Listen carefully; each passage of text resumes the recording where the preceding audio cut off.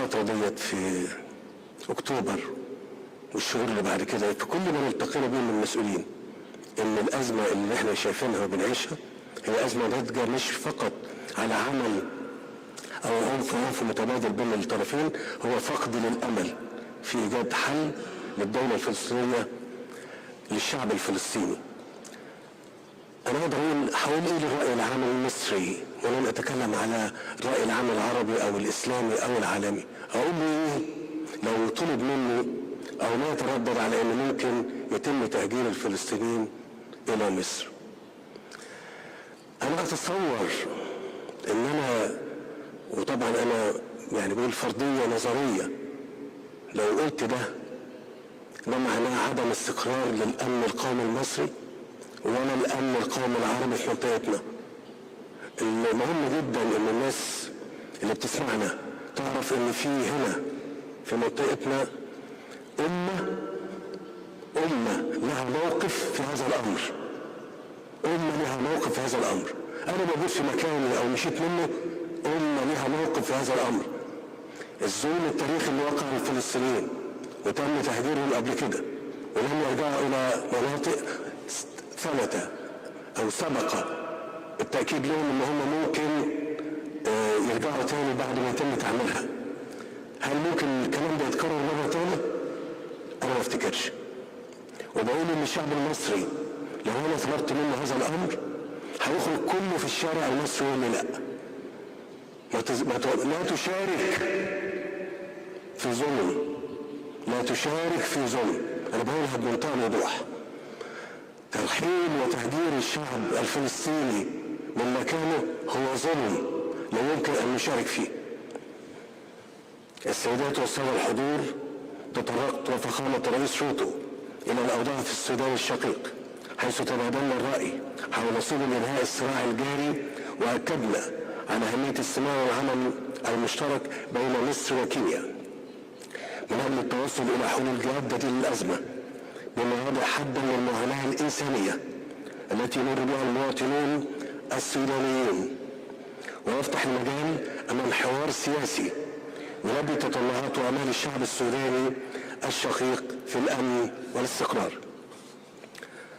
وقد تباحثت كذلك مع أخي فخامة الرئيس حول آخر تطورات ملف نهر النيل، حيث شددت على الوضعية الدقيقة لمصر التي تعاني من ندرة مائية حادة، وأكدت على دعمنا الكامل للاحتياجات التنموية المشروعة لدول حوض النيل، بما يستدعي التنسيق الإيجابي فيما بيننا لضمان عدم الإضرار بأي طرف. واتفقت الرؤى فيما بيننا على أن نهر النيل يحمل الخير الكثير والكثير من الفرص التنموية الواعدة لجميع دوله، طالما تم التوافق بينهم على تحقيق التعاون بنوايا صادقة وفقا لقواعد القانون الدولي ذات الصلة. أخي فخامة الرئيس ويليام روتو، لقد أسعدني لقاؤكم اليوم، وأنني لا أتطلع إلى المزيد من التعاون الوثيق بين بلدينا تلبية لمصالح شعبينا الشقيقين، متمنيا للشعب الكيني الشقيق كل الخير والاستقرار تحت قيادتكم الحكيمة، وأجدد الترحيب بكم في بلدكم الثاني مصر. شكرا جزيلا.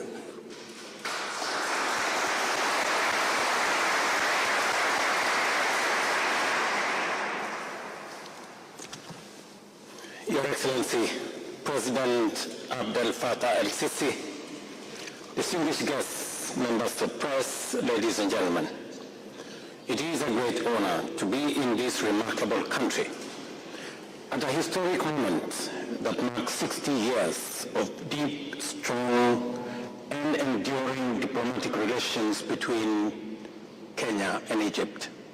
I extend my very heartfelt gratitude to my dear brother, President Abdel el-Sisi, for the warm and generous hospitality accorded to me and my delegation. The people of Kenya send their warm regards and best wishes to our Egyptian brothers and sisters for the new year and for the years ahead. Over the years, Egypt has remained one of Kenya's most valuable and dependable strategic partners. The depth of our historic ties dates back to establishment of Kenya's second diplomatic mission in Cairo in 1964 and has set the foundation for this enduring friendship. Today, I am pleased to announce that both our countries are committed to elevating our relations to a strategic and comprehensive partnership that will bring even greater opportunities for our peoples and our economies. And the signing of the declaration by both President El-Sisi and myself is a confirmation that this foundation is now firm and the road ahead is assured. During this visit, we have made significant progress in expanding our areas of cooperation. Following successful negotiations during the 7th session of Kenya-Egypt Joint Commission for Cooperation held in Nairobi last year, we have signed 4 key memoranda of understanding in maritime security, veterinary services, electricity and renewable energy, and fine arts. And building on that momentum, I am pleased to announce, as you have seen, that we have now concluded an additional 12 memoranda of understanding, expanding our cooperation into political consultation, diplomatic training, investment cooperation, gender equality, maritime partnership, youth empowerment, higher education, and science and technology. Also included is telecommunication and IT, space cooperation, governance and sustainable development, as well as housing, construction, and urban development. These agreements will strengthen trade, investment, education, and technological exchange, unlocking immense opportunities for both our nations. Further, discussions are at an advanced stage to finalize critical agreements in customs cooperation, security, tourism, mining, blue economy, sports development, and groundwater agreement. I trust that we shall swiftly conclude all the pending matters and have the MOUs come into force as soon as practicable. This will further reinforce our shared vision for economic transformation and sustainable development for the benefit of our peoples. Your Excellency, my dear brother, to further strengthen business relations, I have proposed the establishment of a joint business council to enhance bilateral ties and explore new trade and investment opportunities in sectors of mutual interest. Mr. President, as you are aware, in June last year, the Tripartite Free Trade Agreement, TFTA, that brings together the East African Community, SADC, and COMESA, to which both Kenya and Egypt belong, came into force, giving us the opportunity to expand business, trade, investment opportunities by our two countries to a population of close to 720 million people in this Tripartite Free Trade Agreement area. Your Excellency, as you know, we have also discussed measures to eliminate trade barriers, streamline regulations, and simplify customs procedures to create more predictable and efficient trading environment for our business communities in matters to do with tea, in sugar, and in many of the other commodities that our two nations are engaged in. By addressing challenges such as delayed payments and supply chain inefficiencies, we will unlock economic resilience and shared prosperity. Your Excellency, Kenya and Egypt have long collaborated in the promotion of peace and security in Africa. Our defense cooperation agreement has seen over 70 Kenya Defense Forces officers undergo training in Egyptian military facilities, reinforcing our shared commitment to regional security. We recognize that peace is the foundation of progress and must work together to advance stability, particularly in regions affected by conflict. And as I commended to you, Mr. President, we commend your efforts, your participation, and your leadership in the situation in Gaza and all the other hotspots around this region. And you have our commitment, our partnership, our prayers and support as you undertake that huge responsibility.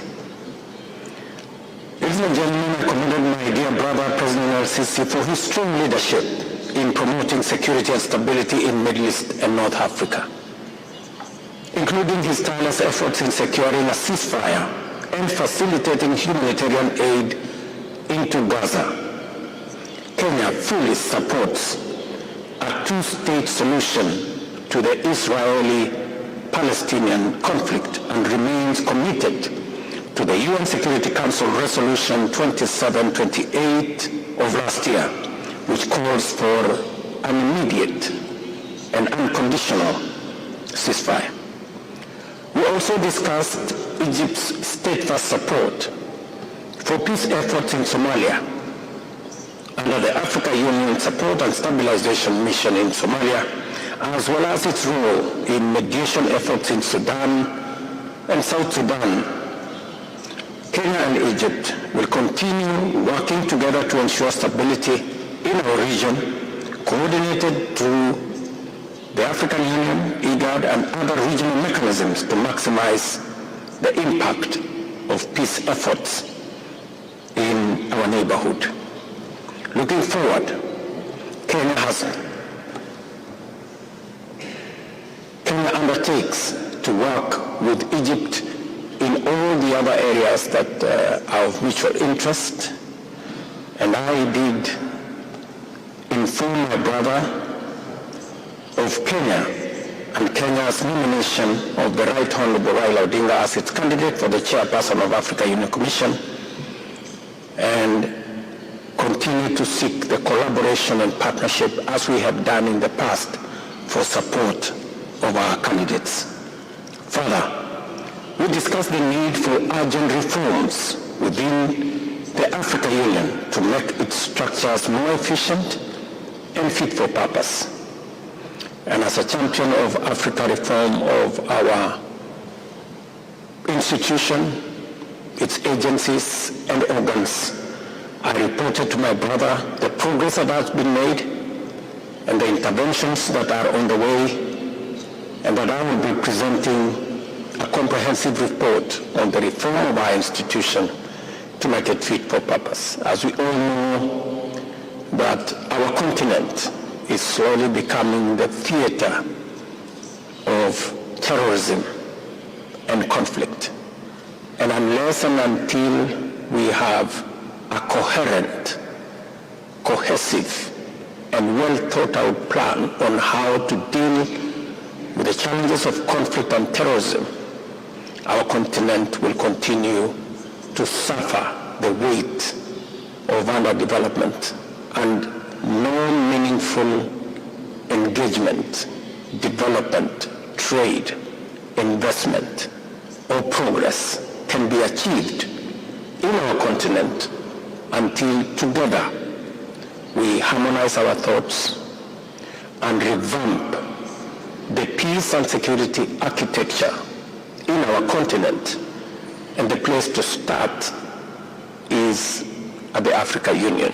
And we will be presenting quick steps on how together as a continent, even as we participate in securing stability and peace in other regions of the world, including what President Sisi is doing in Gaza and what Kenya is doing in Haiti.